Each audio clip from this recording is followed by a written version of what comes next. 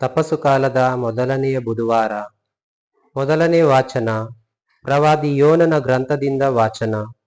ಯೋನನಿಗೆ ಸರ್ವೇಶ್ವರ ಸ್ವಾಮಿಯ ವಾಣಿ ಪುನಃ ಕೇಳಿಸಿತು.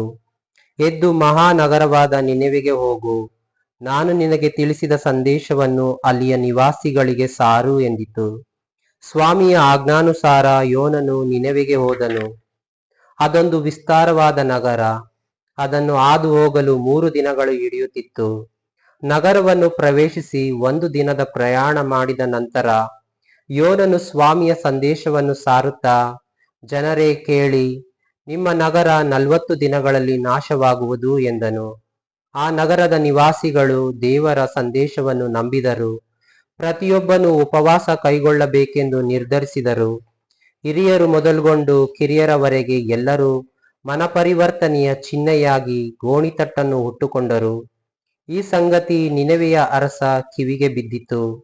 ಅವನು ಸಿಂಹಾಸನದಿಂದ ಇಳಿದು ತನ್ನ ರಾಜ್ಯ ವಸ್ತ್ರಗಳನ್ನು ತೆಗೆದುಬಿಟ್ಟು ಗೋಣಿತಟ್ಟನ್ನು ಹುಟ್ಟುಕೊಂಡು ಬೂದಿಯಲ್ಲಿ ಕುಳಿತುಕೊಂಡನು. ಕೂಡಲೇ ತನ್ನ ಪ್ರಜೆಗಳಿಗೆ ಈ ರಾಜಾಜ್ಞೆಯನ್ನು ನಿನೆವೆಯಲ್ಲಿ ಹೊರಡಿಸಿದನು. ಅರಸ ಹಾಗೂ ಆತನ ಆಪ್ತ ಪ್ರಮುಖರ ಆಜ್ಞೆ ಇದು: ಜನರಾಗಲಿ ದನಕರುಗಳಾಗಲಿ ಕುರಿ ಮೇಕೆಗಳಾಗಲಿ ಯಾರು ಏನನ್ನೂ ತಿನ್ನಬಾರದು, ಕುಡಿಯಲೂ ಬಾರದು. ಎಲ್ಲಾ ಜನರು ಗೋಣಿತಟ್ಟನ್ನು ಹುಟ್ಟುಕೊಳ್ಳಬೇಕು, ಪ್ರಾಣಿಗಳಿಗೂ ಹೊದಿಸಬೇಕು, ದೇವರನ್ನು ಶ್ರದ್ಧೆಯಿಂದ ಪ್ರಾರ್ಥಿಸಬೇಕು. ಎಲ್ಲರೂ ದೌರ್ಜನ್ಯವನ್ನು ತ್ಯಜಿಸಿ ಹಿಂಸಾಚಾರವನ್ನು ಕೈಬಿಟ್ಟು ಹೀಗೆ ಮಾಡಿದ್ದೇ ಆದರೆ ದೇವರು ಒಂದು ವೇಳೆ ತಮ್ಮ ಮನಸ್ಸನ್ನು ಬದಲಾಯಿಸಿ ತಮ್ಮ ಉಗ್ರ ಕೋಪವನ್ನು ತಡೆದಾರು, ನಾವು ನಾಶವಾಗದೆ ಉಳಿದೆವು. ಆ ಜನರು ಮಾಡಿದ್ದೆಲ್ಲವನ್ನು ದೇವರು ಗಮನಿಸಿದರು. ತಮ್ಮ ದುರ್ನಡತೆಯನ್ನು ಜನರು ಕೈಬಿಟ್ಟದ್ದನ್ನು ಕಂಡು ಮನಮರುಗಿ ಅವರಿಗೆ ವಿಧಿಸಬೇಕೆಂದಿದ್ದ ಶಿಕ್ಷೆಯನ್ನು ತಡೆಹಿಡಿದರು. ಪ್ರಭುವಿನ ವಾಕ್ಯ. ದೇವರಿಗೆ ಕೃತಜ್ಞತೆ ಸಲ್ಲಲಿ. ಕೀರ್ತನೆ. ಶ್ಲೋಕ. ನೊಂದ ಬೆಂದ ಮನವನಾಥ ಒಲ್ಲೆ ಎನ್ನನು. ಕೃಪಾಳು ದೇವ ಕರುಣಿಸೆನ್ನನು. ಕರುಣಾನಿಧಿ ಅಳಿಸೆನ್ನ ದೋಷವನು. ತೊಳೆಪೂರ್ತಿಯಾಗಿ ಪಾಪದಿಂದೆನ್ನನ್ನು ದೋಷ ಪರಿಹರಿಸಿ ಶುದ್ಧಗೊಳಿಸೆನ್ನನ್ನು. ಶ್ಲೋಕ. ನೊಂದ ಬೆಂದ ಮನವನಾಥ ಒಲ್ಲೆ ಎನ್ನನು. ಶುದ್ಧ ಹೃದಯವನ್ನು ದೇವ ನಿರ್ಮಿಸು, ಅಂತರಂಗವನ್ನು ಚೇತನಗೊಳಿಸು. ತಳ್ಳಬೇಡೆನ್ನನ್ನು ದೇವ ನಿನ್ನ ಸನ್ನಿಧಿಯಿಂದ, ದೂಡಬೇಡ ನಿನ್ನ ಪವಿತ್ರಾತ್ಮನನ್ನು ನನ್ನಿಂದ. ಶ್ಲೋಕ. ನೊಂದ ಬೆಂದ ಮನವನಾಥ ಒಲ್ಲೆ ಎನ್ನನು.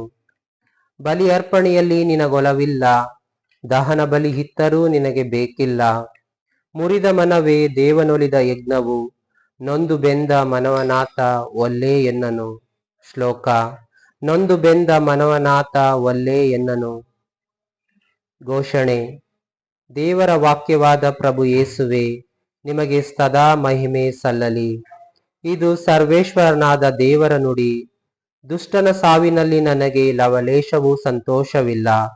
ಅವನು ತನ್ನ ದುರ್ಮಾರ್ಗವನ್ನು ಬಿಟ್ಟು ಬಾಳುವುದೇ ನನಗೆ ಸಂತೋಷ. ದೇವರ ವಾಕ್ಯವಾದ ಪ್ರಭು ಯೇಸುವೆ, ನಿಮಗೆ ಸದಾ ಮಹಿಮೆ ಸಲ್ಲಲಿ. ಲೂಕನು ಬರೆದ ಪವಿತ್ರ ಶುಭ ಸಂದೇಶದಿಂದ ವಾಚನ. ಆ ಕಾಲದಲ್ಲಿ ಜನರ ಗುಂಪು ಹೆಚ್ಚುತ್ತಿದ್ದಾಗ ಯೇಸು ಹೀಗೆಂದು ಮುಂದುವರಿಸಿದರು: ಈ ಪೀಳಿಗೆ ಕೆಟ್ಟ ಪೀಳಿಗೆ, ಇದು ಅದ್ಭುತ ಕಾರ್ಯವನ್ನು ಸಂಕೇತವಾಗಿ ಕೋರುತ್ತದೆ. ಪ್ರವಾದಿ ಯೋನನ ಸಂಕೇತವೇ ಹೊರತು ಬೇರೆ ಯಾವ ಸಂಕೇತವೂ ಇದಕ್ಕೆ ದೊರಕದು. ಹೇಗೆಂದರೆ, ನಿನವೆ ನಗರದ ಜನರಿಗೆ ಪ್ರವಾದಿ ಯೋನನು ಸಂಕೇತವಾದಂತೆ ನರಪುತ್ರನು ಈ ಸಂತತಿಗೆ ಸಂಕೇತವಾಗಿರುವನು. ದೈವ ತೀರ್ಪಿನ ದಿನ ದಕ್ಷಿಣ ದೇಶದ ರಾಣಿ ಈ ಪೀಳಿಗೆಗೆ ಎದುರಾಗಿ ನಿಂತುಕೊಂಡು ಇವರನ್ನು ಅಪರಾಧಿಗಳೆಂದು ತೋರಿಸುವಳು. ಆಕೆ ಸೊಲೊಮೋನನ ಜ್ಞಾನೋಕ್ತಿಗಳನ್ನು ಕೇಳುವುದಕ್ಕಾಗಿ ದೇಶದ ಕಟ್ಟೆ ಕಡೆಯಿಂದ ಬಂದಳು. ಆದರೆ ಸೊಲೊಮೋನನಿಗಿಂತಲೂ ಮೇಲಾದವನು ಇಗೋ ಇಲ್ಲಿದ್ದಾನೆ. ತೀರ್ಪಿನ ದಿನ ನಿನವೆ ನಗರದವರು ಈ ಪೀಳಿಗೆಗೆ ಎದುರಾಗಿ ನಿಂತು ಇದನ್ನು ಅಪರಾಧಿ ಎಂದು ತೋರಿಸುವರು. ಏಕೆಂದರೆ ಪ್ರವಾದಿ ಯೋನನ ಬೋಧನೆಯನ್ನು ಕೇಳಿ ಪಶ್ಚಾತ್ತಾಪಪಟ್ಟು ಅವರು ದೇವರಿಗೆ ಅಭಿಮುಖರಾದರು.